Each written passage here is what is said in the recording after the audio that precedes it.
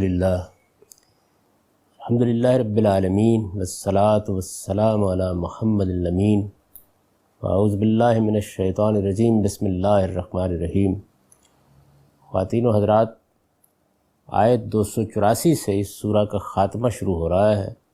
اور اب ہم اس خاتمے ہی کا مطالعہ کر رہے ہیں۔ جس طریقے سے اس سورہ کی ایک تمہید تھی آیت 39 تک، پھر اس کے بعد بنی اسرائیل سے خطاب شروع ہوا، اسی طریقے سے اس سورہ کا ایک خاتمہ ہے جس میں بنی اسرائیل سے اظہار برات کے بعد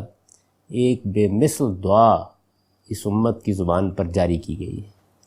یعنی یہ امت جو بنی اسماعیل میں سے اٹھائی گئی، رسول اللہ صلی اللہ علیہ وسلم کی جن میں بعثت ہوئی، جس پر اب قیامت تک کے لیے ایک بھاری ذمہ داری عائد کی گئی ہے کہ یہ اس شریعت کی حامل ہوگی، اللہ کے دین کی گواہ ہوگی، اور اس کی گواہی دنیا میں لے کر ہمیشہ ہمیشہ کے لیے وہ گواہی لوگوں کے سامنے دیتی رہے گی۔ اس کی ابتدا یہاں سے کی ہے کہ للہ ما فی السماوات و ما فی الارض، زمین و آسمان میں جو کچھ ہے سب اللہ ہی کا ہے۔ جب زمین و آسمان میں جو کچھ ہے سب اللہ ہی کا ہے تو اس سے آپ یہ نتیجہ نکلا کہ اب بنی اسرائیل تم بھی ایک دن اسی کی طرف لوٹائے جاؤ۔ اس سورہ کے جو اصل مخاطب ہیں ان کو ایک مرتبہ پھر خاتمے میں خطاب کر کے یہ کہا جا رہا ہے کہ زمین و آسمان میں کوئی چیز بھی نہیں جو اللہ کی بادشاہی سے الگ ہو۔ اس زمین و آسمان کا بادشاہ تنہا وہی ہے، اور ایک دن ایسا وہ برپا کر کے رہے گا کہ جس میں تم سب کو اس کے سامنے حاضر ہونا ہوگا،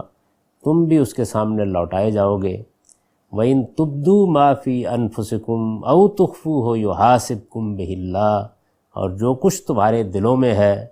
اسے تم ظاہر کرو یا چھپاؤ، وہ سب اللہ کے سامنے آ جائے گا اور اس وقت اللہ اس کا محاسبہ کرے گا۔ بنی اسرائیل سے جو خطاب کیا گیا تھا اور جو اس سورہ کے ایک بڑے حصے پر پھیلا ہوا ہے، جس کا ہم مطالعہ اس سے پیچھے کر چکے ہیں، اس خطاب میں ایک ایک پہلو سے ان پر اللہ کی حجت پوری کر دی گئی، ان کی پوری تاریخ ان کے سامنے رکھی گئی ہے، ان کے بارے میں اللہ کا جو معاملہ ہے اس کو واضح کیا گیا ہے،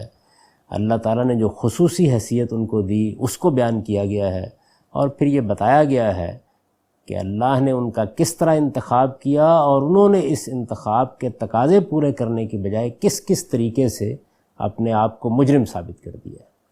یہ جو ساری فرد قرارداد جرم ہے، اس کے بعد اب خاتمے میں ان سے یہ کہا گیا ہے کہ زمین و آسمان کی بادشاہی، زمین و آسمان میں جو کچھ ہے وہ سب اللہ ہی کا ہے، اور بنی اسرائیل تم بھی ایک دن اس کے حضور میں پہنچو گے، اس کی طرف لوٹائے جاؤ گے، اور یہ بات یاد رکھو کہ جو کچھ تمہارے دلوں میں ہے اسے تم چھپاؤ یا ظاہر کرو۔ ایسا نہیں ہے کہ وہ اللہ کی نگاہ سے چھپا رہ جائے گا، اللہ تم سے اس کا حساب لے گا، اور پھر اس کے بعد جس کو چاہے گا اپنے قانون کے مطابق بخش دے گا، فَيَغْفِرُ لِمَن يَشَاءُ وَيُعَذِّبُ مَن يَشَاءُ، اور جسے چاہے گا عذاب دے گا۔ یعنی اس وقت کوئی سفارش، کوئی مرتبہ، کوئی حیثیت تمہارے کام نہیں آئے گی۔ اللہ تعالیٰ اپنے قانون اور بے لاگ قانون کے مطابق فیصلہ سنائے گا۔ بنی اسرائیل کے ساتھ ساری بحث ہی اس بات پر ہے، یعنی وہ اس ذوم باطل میں مبتلا ہو گئے ہیں کہ جب اللہ نے ہمارا انتخاب کیا، ایک عظیم منصب دیا، ایک عظیم ذمہ داری دی، تو اب کچھ ایسی چیزیں ہیں کہ جو ہمارے ساتھ نہیں ہو سکتی۔ مثلا یہ نہیں ہو سکتا کہ ہمیں ہمیشہ کے لیے جہنم میں ڈال دیا جائے، یہ نہیں ہو سکتا کہ ہمارا اتنا سخت محاسبہ ہو، یہ نہیں ہو سکتا کہ اگر ہم نے چلیے اتنے نبیوں کو مانا ہے، ایک پیغمبر کا انکار کر دیا تو اس کی بنیاد پر ہمیں کٹہرے میں کھڑا کر دیا جائے۔ یہ ساری چیزیں پیچھے بیان ہو چکی ہے۔ تو فرمایا کہ یہ بات سمجھ لو کہ اللہ کے ساتھ معاملہ ہے، اور جو کچھ دلوں میں چھپاؤ گے، جو کچھ ظاہر کرو گے، وہ سب سامنے آ جائے گا، اور تمہیں بہرحال محاسبے کے لیے تیار رہنا ہے۔ اس کے بعد آگے وہ دعا شروع ہوگی جس کے لفظ لفظ سے اس ذمہ داری کا احساس ٹپک رہا ہے جو اس امت پر ڈالی گئی، وہ اعتراف نمایاں ہو رہا ہے جو روح ایمان ہے، ان باتوں سے بچائے جانے کی التجا جھلک رہی ہے جو پچھلی امتوں کے لیے ٹھوکر کا باعث ہوئی ہیں، اور ادائے فرض کی راہ میں جو اندیشے ہیں، مشکلات ہیں، ان میں استعانت اور جن لغزشوں کے خطرے ہیں ان سے درخواست کی گئی ہے کہ درگزر کر لیا جائے۔ یعنی اس دعا کی روح یہ ہے۔ وہ ایمان کی پوری کیفیت ہے جو اس دعا میں سامنے آ جاتی ہے۔ ایک امت معزول ہو گئی، ایک امت نے ذمہ داری پوری کرنے سے انکار کر دیا، ایک امت اللہ کے غضب کی مستحق ٹھہری، اس کے ساتھ آخری بات ہو رہی ہے، اور ایک نئی امت اٹھ کھڑی ہوئی ہے بنی اسماعیل میں سے، جس کو اب قیامت تک یہ ذمہ داری ادا کرنی ہے۔ جیسے وہ رسالت میں آپ صلی اللہ علیہ وسلم نے ایک تمثیل میں بیان فرمایا ہے کہ اللہ نے اپنی مزدوری کے لیے ایک گروہ کو کام دیا، اور وہ صبح سے لے کر دوپہر تک یہ کام کرتا رہا، اور پھر دوپہر کے وقت اللہ نے اس کو کام سے ہٹا کے ایک دوسرے گروہ کو کھڑا کیا، اور وہ عصر تک یہ کام کرتا رہا۔ اب یہ ذمہ داری تمہیں دی گئی ہے، اور دنیا کی شام تمہارے ساتھ ہونی ہے۔ تو اس تمثیل میں جو ذمہ داری ہے اس کا بیان ہے، یہی ذمہ داری ہے جو یہاں زیر بحث ہے، اور اس کی بنیاد پر وہ دعا آگے آئے گی جو اس امت کی زبان پر جاری کی گئی ہے۔ تو ارشاد فرمایا کہ یہ بات یاد رکھو کہ اللہ تمہارا حساب لے گا، پھر جس کو چاہے گا اپنے قانون کے مطابق بخش دے گا، اور جس کو چاہے گا سزا دے گا۔ واللہ علی کل شیء قدیر، اور اللہ ہر چیز پر قدرت رکھتا ہے۔ ارشاد ہوا آمن الرسول بما انزل الیہ من ربہ، تم نہیں مانتے تو اس کا نتیجہ تمہیں ہی دیکھنا ہے۔ ہمارے پیغمبر نے تو اس چیز کو مان لیا جو اس کے پروردگار کی طرف سے اس پر نازل کی گئی۔ یہ اصل میں محض ایمان کا اظہار نہیں ہے، بلکہ یہ برات کا موقع ہے کہ تمہیں بات سمجھائی، واضح کی، تم ماننے کے لیے تیار نہیں ہوئے، تو اس کا نتیجہ تم بھگت لوگے۔ لیکن آؤ ہم تمہیں بتا دیتے ہیں کہ جو چیز ہم نے نازل کی ہے سب سے پہلے اس پر ہمارا پیغمبر ایمان لایا ہے، وہ اپنے ایمان کا اظہار کر رہا ہے۔ یہ اصل میں وہ مضمون ہے جس تک پہنچ کر اگر غور کیجئے تو یہود پر اتمام حجت اور نئی امت کی تاسیس کے بعد بات وہاں آ گئی ہے جہاں سے شروع ہوئی تھی۔ یعنی اس سورہ میں بات شروع کہاں سے ہوئی تھی؟ یہاں سے شروع ہوئی تھی کہ یہ اللہ کی کتاب ہے، اور اس سے ہدایت وہی لوگ پائیں گے جو خدا سے ڈرنے والے ہوں۔ اس سورہ کا اصلی پیغام بھی یہی ہے، اور جس جگہ سے بات شروع ہوئی تھی اسی جگہ آپ پہنچی کہ دیکھو خدا سے ڈرنے والے تو ایمان کا اعلان کر رہے ہیں۔ وہ لوگ جن کے دلوں میں تقویٰ تھا، جو خدا سے ڈرنے والے تھے، کوئی تعصب ان کی راہ میں حائل نہیں ہوا، انہوں نے تو جس چیز کو پایا اس کا اعلان و اعتراف کیا اور یہ بتا دیا کہ اس پر ایمان رکھتے ہیں۔ تو ارشاد ہوا کہ آمن الرسول بما انزل الیہ، ہمارے پیغمبر نے تو اس چیز کو مان لیا جو اس کے پروردگار کی طرف سے اس پر نازل کی گئی، بما انزل الیہ من رب والمؤمنون، اور اس کے ماننے والوں نے بھی، یعنی ہمارے پیغمبر نے بھی اعلان کر دیا اپنے ایمان کا، اور اس کے ماننے والوں نے بھی اعلان کر دیا۔ آمن الرسول بما انزل الیہ من ربہ والمؤمنون کل آمن باللہ، یہ سب اللہ پر ایمان لائے، وملائکتہ، اور اس کے فرشتوں پر ایمان لائے، وکتبہ، اور اس کی کتابوں پر ایمان لائے، ورسلہ، اور اس کے پیغمبروں پر ایمان لائے، لا نفرق بین احد من رسلہ، ان کا اقرار ہے کہ ہم اللہ کے پیغمبروں میں کوئی فرق نہیں کرتے۔ اصل میں یہ بات ہے جس تک پہنچانا تھا۔ ظاہر ہے کہ چونکہ بنی اسرائیل نے اسی میدان میں بازی ہاری ہے، جب بنی اسماعیل میں سے ایک پیغمبر کی بعثت ہو گئی تو وہ ماننے کے لیے تیار نہیں ہوئے اس کو۔ تو فرمایا کہ ہمارے پیغمبر نے تو اس چیز کو مان لیا جو اس کے پروردگار کی طرف سے اس پر نازل کی گئی، اور وہ سب چیزیں مان لیں جن کی دعوت ہمیشہ سے انبیاء علیہ السلام نے دی ہے کہ ان کو مانا جائے، سب مان لیں، کتابیں مان لیں، پیغمبر مان لیے، فرشتے مان لیے، اور وہ اس بات کا اقرار کر رہے ہیں اب پیغمبر بھی اور اس کے ماننے والے بھی کہ ہم اللہ کے پیغمبروں میں کوئی فرق روا نہیں رکھتے۔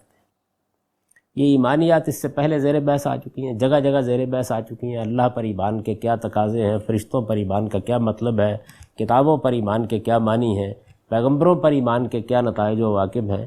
یہاں پر بالاجمال خاتمہ سورہ میں اعلان کرایا اس بات کا، اور اس میں جو کلمہ جامعہ سامنے آیا ہے، جو اس امت کا خاص امتیاز ہے، وہ ان الفاظ میں بیان ہوا ہے کہ لا نفرق بین احد من رسلہ، ہم اللہ کے پیغمبروں میں کسی قسم کی کوئی تفریق نہیں کرتے۔ یعنی ہمارا امتیاز یہی ہے کہ ہم حق کے ماننے والے ہیں، ہمارے ہاں کوئی تعصب نہیں ہے۔ ہم یہ اعلان کرتے ہیں کہ اللہ نے جس کسی کو بھی وحی دی ہے، اپنا پیغام دیا ہے، اپنا پیغمبر بنایا ہے، اس منصب پر فائز کیا ہے، ہم اس کے سامنے سر تسلیم خم کرتے ہیں، اور ہمارے ہاں کسی تعصب کی بنیاد پر ایک پیغمبر کو ماننے اور دوسرے کا انکار کرنے کا کوئی سوال نہیں۔ یہ بات ہے جس کو ایک کلمہ جامعہ کے طور پر یہاں ارشاد فرمایا گیا۔ وَقَالُوا سَمِعْنَا وَأَطَعْنَا، یعنی رسول ایمان لے آئے ہیں، ان کے ماننے والوں نے بھی ان حقائق کا اعتراف کر لیا ہے، اور اس کے بعد کہا، انہوں نے کیا کہا ہے؟ سَمِعْنَا وَأَطَعْنَا، ہم نے سنا اور ہم فرما بردار ہیں، ہم بات ماننے کے لیے تیار ہیں، ہمارے ہاں کوئی گریز و فرار نہیں ہے۔ غفرانک ربنا، پروردگار ہم تجھ سے مغفرت طلب کرتے ہیں، وَإِلَيْكَ الْمَصِيرُ، اور اس بات کا اقرار کرتے ہیں کہ ایک دن ہمیں تیری ہی طرف پلٹنا ہے۔ یعنی ظاہر ہے کہ پیچھے قیامت کا ذکر نہیں تھا، تو اب اس کو اس اسلوب میں بیان کر دیا ہے کہ ہم اپنے گناہوں کا احساس رکھتے ہیں، تجھ سے مغفرت طلب کرتے ہیں، اور اس بات کی درخواست کرتے ہیں کہ اگر کوئی کوتاہی ہوئی ہے تو اس کو بخش دے، اور ہم یہ مانتے ہیں کہ ایک دن تیرے دربار میں پیش ہونا ہے، تیرے حضور میں آنا ہے، اور وہاں ہمیں جواب دہ ہونا ہے۔ اوپر جو بات فرمائی تھی کہ بنی اسرائیل یہ بات اچھی طرح سے سن لو اور اس کو سمجھ لو کہ تم کچھ چھپاؤ یا ظاہر کرو، ایک دن اللہ کی بارگاہ میں پہنچو گے اور وہاں محاسبہ ہوگا، اور اللہ تعالیٰ کا بیلاق قانون روبہ عمل ہو جائے گا، اور اس میں اس قانون کے مطابق اللہ فیصلہ کرے گا کہ کس کو جنت میں جانا ہے اور کس کو جہنم میں جانا ہے۔ اس میں تمہاری کوئی سفارش، حیثیت، مرتبہ، مقام، کوئی چیز بھی کام نہیں آئے گی، کوئی تم سے بدلہ نہیں قبول کیا جائے گا، کوئی فدیہ نہیں قبول کیا جائے گا، کوئی مددگار ہو کے نہیں اٹھ کھڑا ہوگا تمہارا۔ یہ سب باتیں اس سے پیچھے بیان ہو چکی ہیں، اسی کو بالاجمال دہرا دیا ہے کہ میرا ایک قانون ہے، بیلاق قانون، اس کے مطابق فیصلہ ہوگا، اور یہ نہیں کہ کوئی میرا ہاتھ پکڑ لے گا۔ واللہ علی کل شیء قدیر، میں ہر چیز پر قدرت رکھتا ہوں، یعنی جب میں فیصلہ کروں گا تو وہ فیصلہ نافذ ہو جائے گا۔ اس کے بعد یہیں سے بات اٹھا کے یہ کہا تھا کہ تم نہیں مانتے تو اس کے نتائج تمہیں دیکھنے۔ ہمارا کام پورا ہو گیا، ہم نے دعوت دے دی، پیغام پہنچا دیا، حق واضح کر دیا، ہر لحاظ سے واضح کر دیا، یہ ذمہ داری پوری ہو گئی۔ اب ہمارے پیغمبر کی طرف سے سن لو کہ ہم کہاں کھڑے ہیں، پیغمبر پر ایمان لانے والے کہاں کھڑے ہیں۔ تو یہ بتایا گیا کہ ہم تو کوئی تفریق روا نہیں رکھتے، ہم سب کو مانتے ہیں، اور یہ دیکھو کہ ہم بنی اسماعیل میں سے تھے، ہماری طرف ایک پیغمبر کی بعثت ہوئی، ہم نے اس کی شہادت پر تمہارے سب پیغمبر بھی مان لیے، اور تمہارے پاس پے در پے پیغمبر آئے، اور تم سے ہٹ کے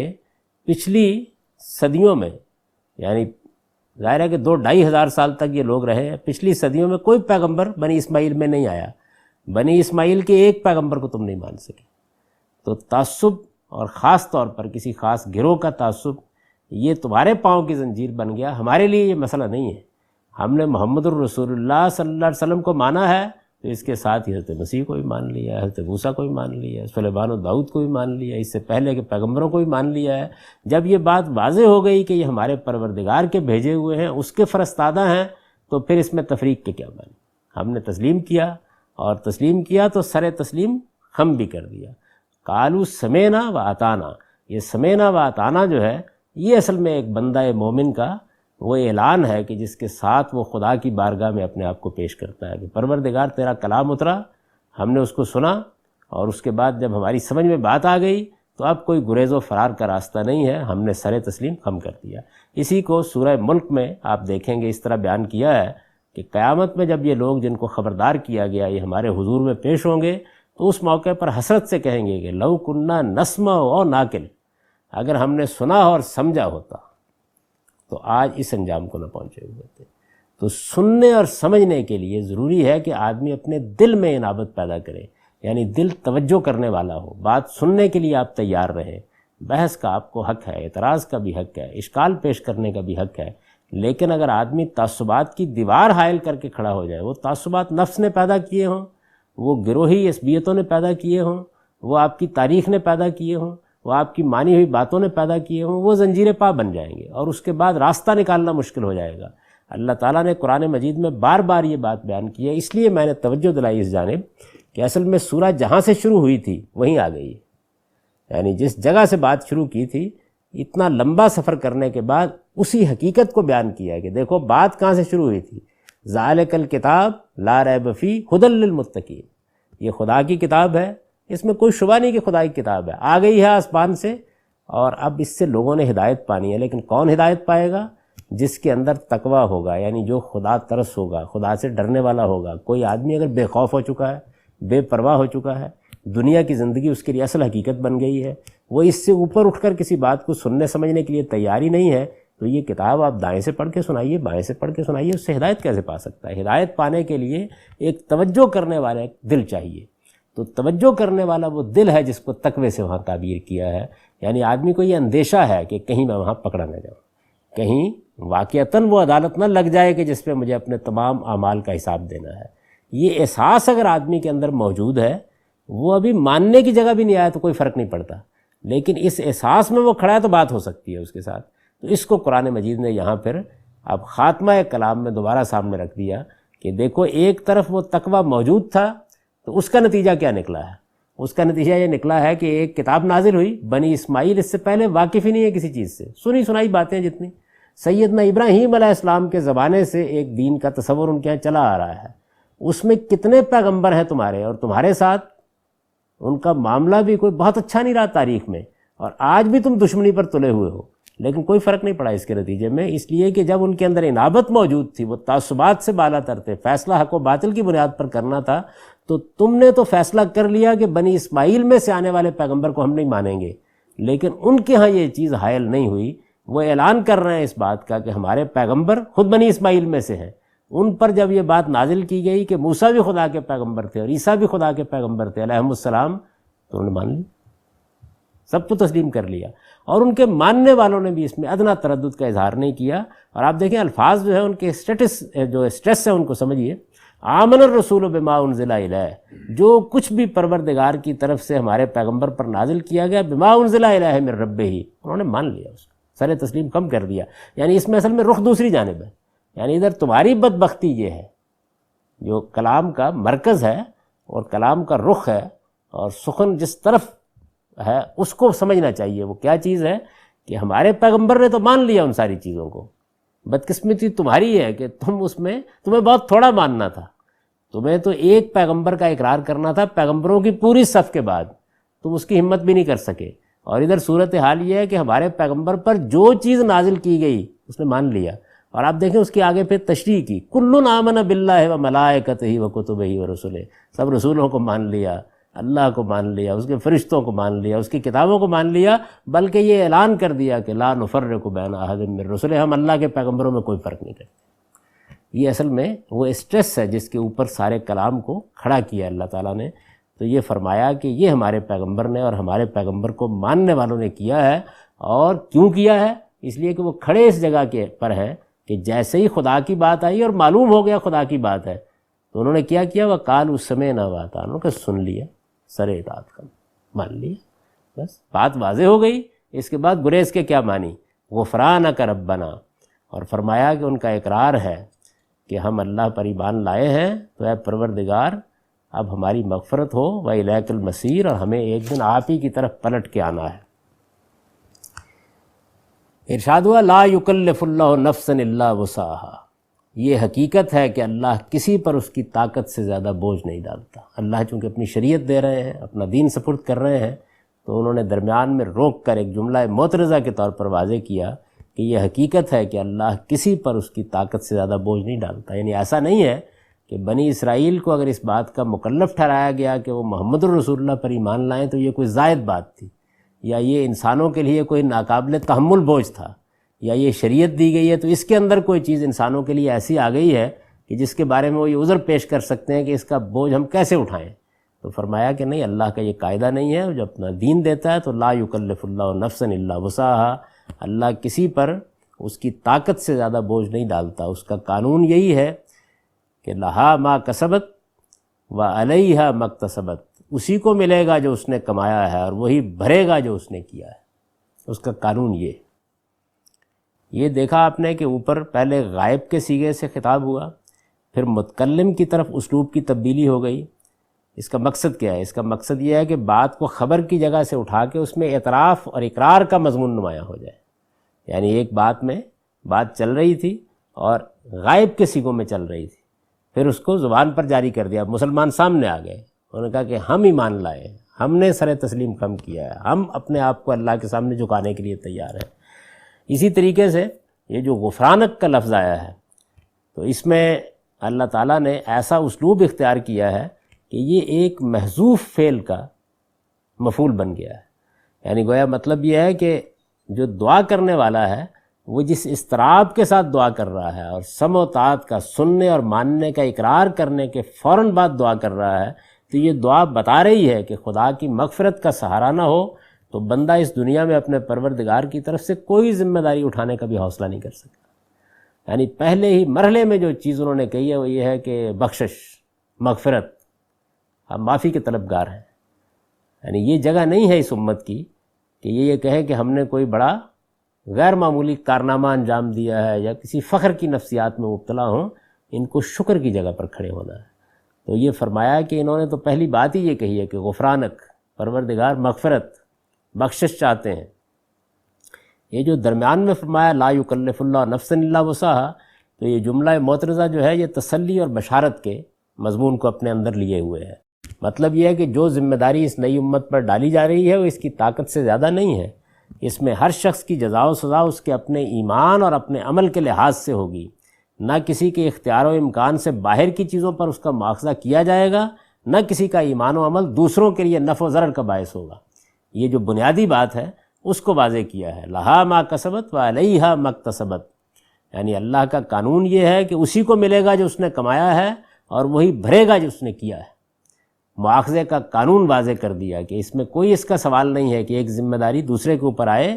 یہ ہر شخص کو اپنا بوجھ خود اٹھانا ہے اور یہی خدا کا قانون ہے۔ ربنا لا تؤاخذنا، پروردگار تو ہمارا مواخذہ نہ کرنا، ان نسینا و اخطانا، بھول جائیں یا خطا کر بیٹھیں، ربنا ولا تحمل علینا اصرا کما حملتہ علی الذین من قبلنا، اور پروردگار کوئی ایسا بوجھ ہم پر نہ ڈال جو تو نے ہم سے پہلوں پر ڈالا تھا۔ اور فرمایا ربنا ولا تحملنا ما لا طاقت لنا بہ، اور پروردگار کوئی ایسا بوجھ نہ ڈال جسے ہم اٹھا نہیں سکتے، واعف عنا، ہمیں معاف کر دے، واغفر لنا، ہم پر رحم فرما، ہمیں بخش دے، ورحمنا انت مولانا، تو ہمارا آقا ہے، فانصرنا علی القوم الکافرین، اور ان منکروں کے مقابلے میں جو ہمارے دشمن بن کر اٹھ کھڑے ہوئے ہیں تو ہماری مدد کر۔ یہ دعا ہے، اس دعا پر یہ سورہ ختم ہوئی ہے، یعنی ایک امت کے اوپر حجت تمام ہوئی اور ہر پہلو سے اس کی فرد قرارداد جرم واضح کر دی گئی۔ پھر اس کے بعد مسلمانوں کی طرف کلام کا رخ پلٹا، نئی امت کی تاسیس کا اعلان کیا گیا، اس کو شریعت دی گئی، اس کی ذمہ داریوں سے اسے آگاہ کیا گیا۔ اس وقت جو سامنے کے معاملات تھے ان میں جہاد اور انفاق کی تعلیم دے کے خاص طور پر انفاق کے مضمون کو وہاں تک اٹھا دیا گیا کہ یہ مسلمانوں کی زندگی بن جائے، اور پھر اس کے بعد اس کے نقیض جو چیزیں ہو سکتی تھیں جیسے سود تھا اس پر متنبہ کیا گیا۔ سورہ خاتمے کو پہنچ گئی، خاتمہ کلام میں بنی اسرائیل سے اظہار برات کرتے ہوئے کہ اب یہ رخ جو بھی اختیار کریں، ہم اعلان کر رہے ہیں ہم کہاں کھڑے ہیں۔ ایک دعا اس امت کی زبان پر جاری کر دی گئی جس میں یہ بتایا گیا کہ اس کو کس جگہ کھڑے ہونا ہے اور اس کا خدا سے کیا تعلق ہونا چاہیے۔ یہ جو بھول چوک کا ذکر ہوا ہے تو بھول چوک تو ظاہر ہے معافی ہونی چاہیے، لیکن اس کے باوجود بندوں کی طرف سے جو معافی کی درخواست ہے، اس میں کہا گیا نا کہ بھول چوک بھی ہو جائے تو پروردگار معاف کر دینا، تو بھول چوک تو ویسے ہی معاف ہوتی ہے، لیکن اس کے باوجود جب بندے نے یہ بات کہی ہے تو اس کا مطلب یہ ہے کہ وہ غایت درجہ خشیت کے مقام پر کھڑا ہے، یعنی وہ یہ اللہ تعالیٰ کے حضور میں کھڑا ہے کسی جذبہ فخر کے بغیر، اور یہ خشیت، یہ خوف، یہ خدا کا ڈر ہے کہ جس کی وجہ سے اس کی توقع ہے کہ اللہ تعالیٰ کی طرف سے وہ مزید رحمت اور مزید عنایت کا مستحق ہو جائے گا۔ یہ جو بیان فرمایا کہ پروردگار ہم پر ایسے بوجھ نہ ڈال جو تو نے پہلوں پر ڈالے تھے، ایسے بوجھ نہ ڈال جن کو ہم اٹھا نہ سکیں، تو یہ اصل میں ان اسر و اغلال کی طرف اشارہ ہے، ان پابندیوں کی طرف اشارہ ہے جو یہود کی شریعت میں ان کی سرکشی کی وجہ سے موجود تھی، اور وہ پہلے تو اپنی سرکشی کے نتیجے میں وہ پابندیاں لگوا بیٹھے، جب ان کو اٹھا نہیں سکے تو بالآخر وہی ان کے لیے خدا کی عذاب کا باعث بن گئی۔ اور پھر یہ جو دوسری بات کہی کہ ایسا بوجھ نہ ڈال کہ جس کی ہم میں طاقت نہیں، تو یہ استطاعت سے باہر جو آزمائشیں آ جاتی ہیں،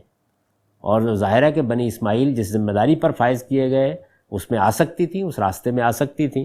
تو ان سے محفوظ رہنے کی درخواست کی ہے۔ اور جن منکروں کے مقابلے میں کہا ہے کہ اے پروردگار ہماری مدد کر، وہ اصل میں منکرین یہود ہیں، یعنی اتمام حجت کے باوجود نبی صلی اللہ علیہ وسلم کو پوری طرح پہچان لینے کے بعد بھی وہ ماننے کے لیے تیار نہیں ہوئے، تو فرمایا کہ پروردگار اب یہ اس دعوت کے الٹا دشمن بن کر کھڑے ہو گئے ہیں، یعنی توقع تو یہ تھی کہ یہ دعوت ان کے سامنے آئے گی، یہ پیغام ان کے سامنے آئے گا، یہ اس کو مانیں گے،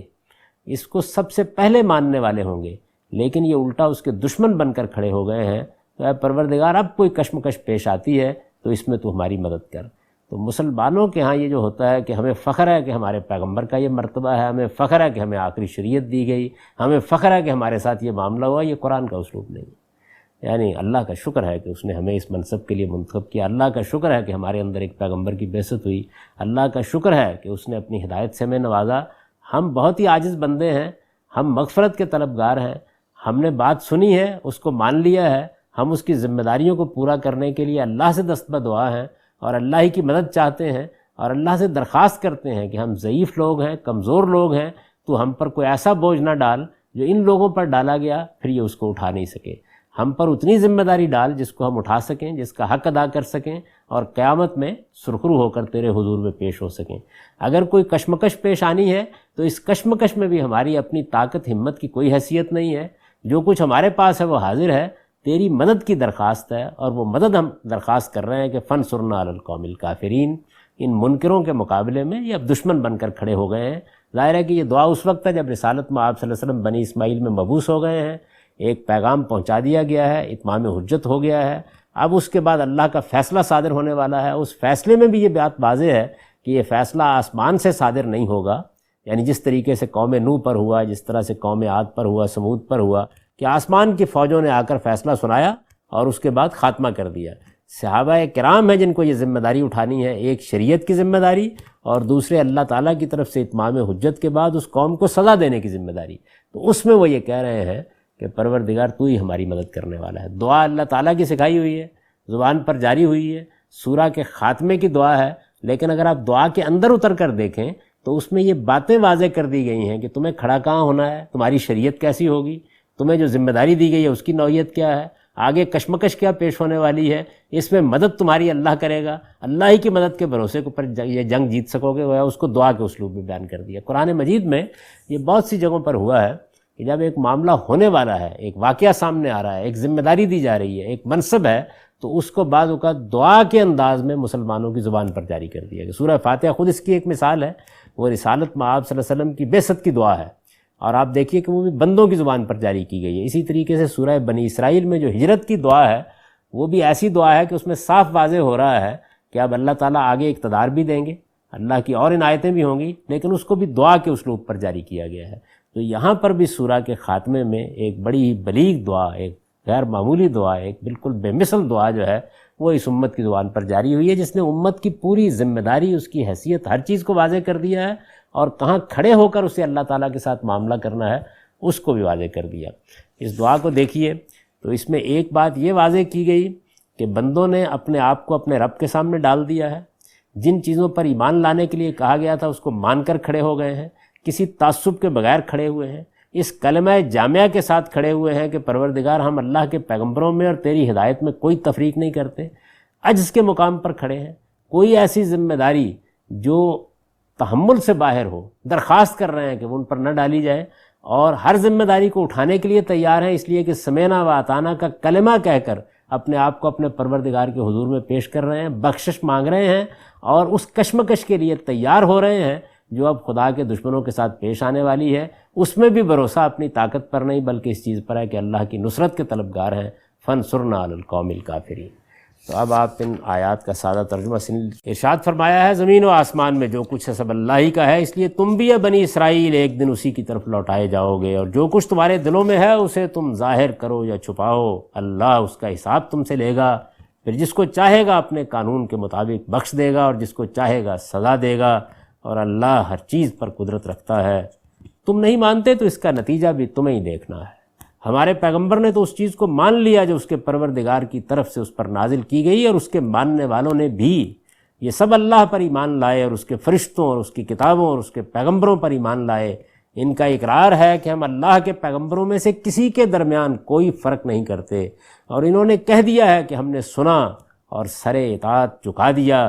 پروردگار ہم تیری مغفرت چاہتے ہیں اور جانتے ہیں کہ ہمیں لوٹ کر تیرے ہی حضور میں پہنچنا ہے۔ یہ حقیقت ہے کہ اللہ کسی پر اس کی طاقت سے زیادہ بوجھ نہیں ڈالتا، اس کا قانون یہ ہے کہ اسی کو ملے گا جو اس نے کمایا ہے اور وہی بھرے گا جو اس نے کیا ہے۔ پروردگار کوئی ایسا بوجھ نہ ڈال جو تو نے ہم سے پہلوں پر ڈالا تھا، اور پروردگار کوئی ایسا بوجھ نہ ڈال جسے ہم اٹھا نہیں سکتے، اور ہمیں معاف کر دے اور بخش دے اور ہم پر رحم فرما۔ تو ہمارا آقا ہے، اور ان منکروں کے مقابلے میں جو ہمارے دشمن بن کر اٹھ کھڑے ہوئے ہیں ہماری مدد کر۔ اقول قولی ھذا واستغفر اللہ لی ولکم ولسائر